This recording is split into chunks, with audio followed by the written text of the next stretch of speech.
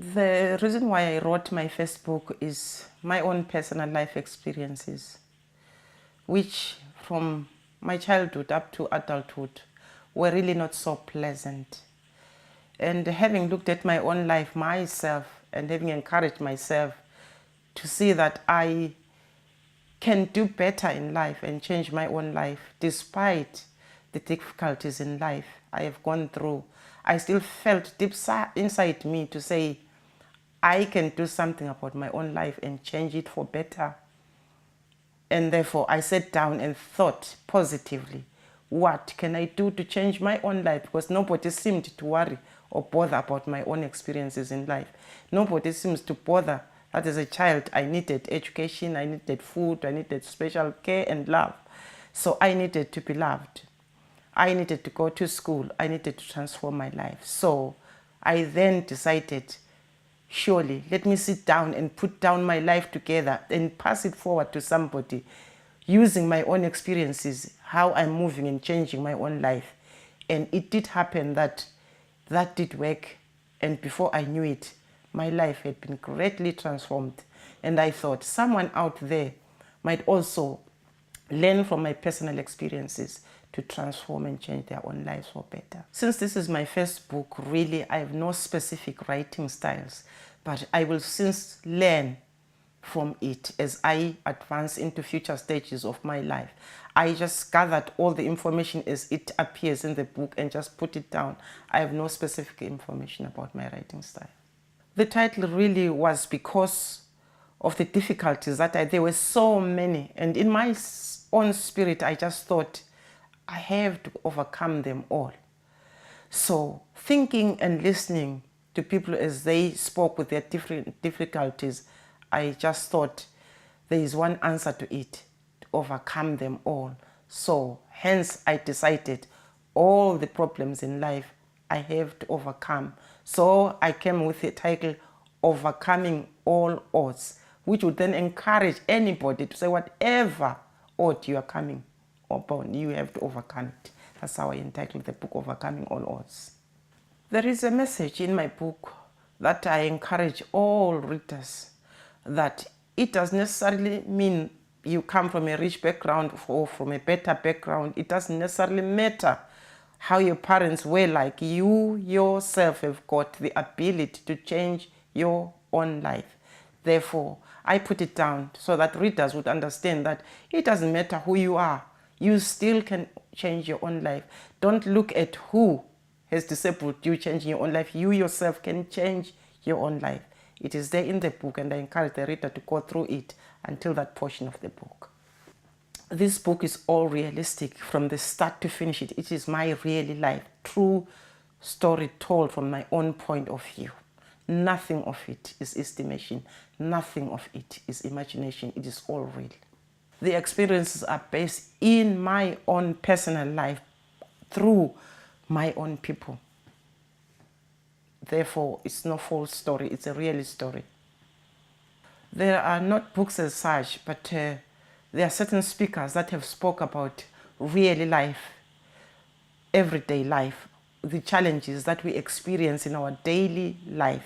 People like Joyce Meyer, if I may mention her, she teaches about daily life. When I look at myself, I experience exactly the things that she's teaching is what I am going through and what I've gone through, and that I am able to change them. No one else but me. If I were to choose amongst all writers, my mentor could be Joyce Meyer herself, because of her knowledge of everyday life. I have found that she touches every corner of life. And when I put mine in her teachings, I found that she has not left anything out. At the moment, I am reading books like, if I may mention just one book that I'm reading, books like Changing Your Everyday Life. books like Taming Your Own Tongue, books like Love, which when I look at, they challenge me as a person. Changing my everyday life means I mustn't look back at my failures. The past remains where it is. But what's more important is if I can't change my tomorrow by doing things now, nobody will. I have to change my own life by taking that step of forgetting what happened in the past and look at what happens to me now and look at my tomorrow as the brighter part of my life, which I have to achieve. Now, the book of love teaches me how really it is important to love someone, irregardless of what kind of treatment I might have gotten in the past. I have a duty to love everybody because it might have been a personal experience to teach me how it is important to love someone. Therefore, I underwent various circumstances, though difficult, but I now know it was a teaching on my part that hating somebody is not the answer, but giving them love and comfort will show them respect and encourage them to live a better life in future. Therefore, I pursue reading in such books that I have to learn from them myself to get my life into a better state than what it is, learning from other writers, learning from other speakers. Then I also add up to my own personal life. Well, I'm working on the projects of grouping my viewers and my readers together, coming together with the same ideas to various number of people, that as we work together, our aim should be to uplift one another, bring our ideas and our suffering together, teaching one another how one has managed to come out from a deeper pain to somewhere where you can be called happily living. So my project at the moment is to look at those people that are suffering with similar circumstances as mine, share my ideas with them, advising and counseling and leading them forward to a better future. Before I wrote this book, I was not born again. As a result, my heart was full of grief. It was full of unforgiveness until I was born again in a Pentecostal church, where I began to learn and understand more how evil it is to grieve or to cry over somebody who has abused you. But yet you, as a child of God, you can stand up and cry unto God and pray that those people be forgiven, and learn that whatever kind of attitude they have towards people is unacceptable for God's creation. I therefore encourage members to say the only way, and the only way that helped me change my own life above all other things, was to accept the Lord Jesus Christ as my Savior. God born again, looked ahead unto him, took away all my pain and gave me peace. With that peace, now I can face the world. With that peace, I can encourage someone to say, it's not the end of the world. You can come out, there's still light at the end of the tunnel. So the church was the biggest inspiration into my life. I see writing as a career now that I've come of age. I'm not looking at any other employment other than sitting down, getting the pen and paper and do the work of writing. If I would do it all again, I would not change anything, but I will add more into the current book. Yes, I do recall how it really originated. As I said before, I wasn't born again before writing this book. I used to cry a lot. I used to be depressed a lot. I could not forgive anybody until when I was born again, it sank to me that unforgiveness was acceptable. So I realized I was not different with those people that abused me because I was not forgiving them. Therefore, it came to me now that sitting down and looking back, I must put it down in writing and show how much I appreciate my life having been changed for better by writing down. My current work at the moment really, as I said before, is looking at people who have gone through suffering similar to mine and who are still going through suffering that is similar to mine and seem to have no way out.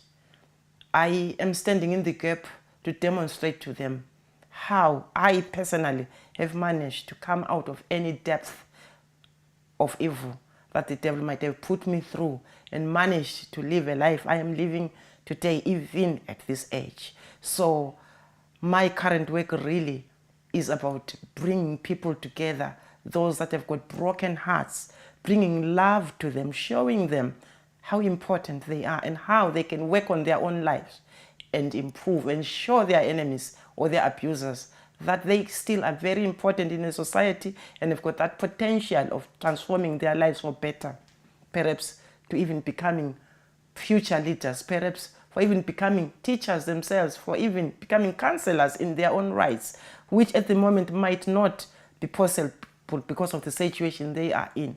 But surely my aim is to open up the eyes of those that can't realize they've got the potential to improve their own personal lives and their capacity. I really find that the challenge is amongst those that are victimizing people, even to those that are giving a blind eye to it, and the society at large.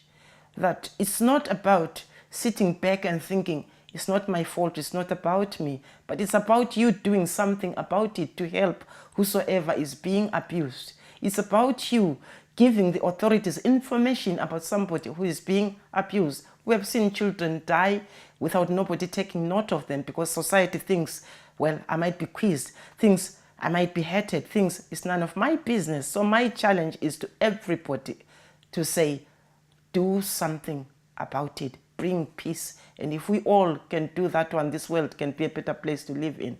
Before writing, I haven't traveled really, but my first travel has been recently after the publishers of this book, which are based in the United States, invited me for a book signing ceremony. That's where my first travel concerning this book took place, to the United States and back to the UK. I'm yet to travel more in future, reaching out to many people. That's my desire. It is the Author House publishers based in the United States. They are the ones that took my work so seriously, and having viewed my manuscript, thought it was really worth publishing. So they sent me various covers of the books, but this special design was by them in appreciation of my work. Yes, the hardest part of writing my book, one, as a mother, as a housewife, compiling the past, some of the things were not easy to write about at all. They were really emotional. Now, I came to a point whereby my family had to know that I was writing a book and this was all about it. It brought emotions to some parts. Some thought it was not worth publishing. Some thought it would break people's hearts. Some thought otherwise. But I, being the author of it, just sat down and thought it's worth publishing because it's about teaching the evils of life that people are going through and what should be done about them. So the most difficult that I got was how to paraphrase, because I didn't write this book because I was highly educated.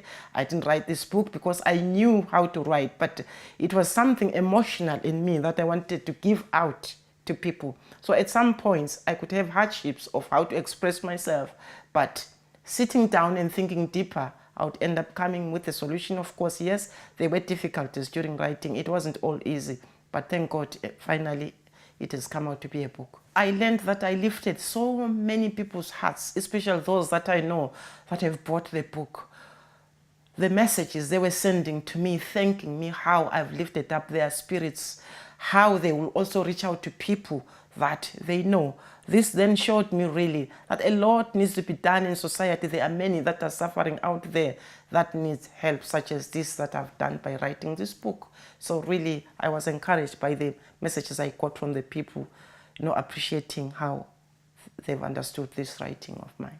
Writers are different. I don't know how they are putting their work down, but really, if it's for really that they are putting it down because they want to reach out to somebody to change their lives, just as my main aim is, I would really encourage them to be as factual as possible so as to inspire readers to change their own lives, because the whole aim here is about transforming someone's life, changing them from the current suffering to a better stage of life whereby really they can live an appreciable life.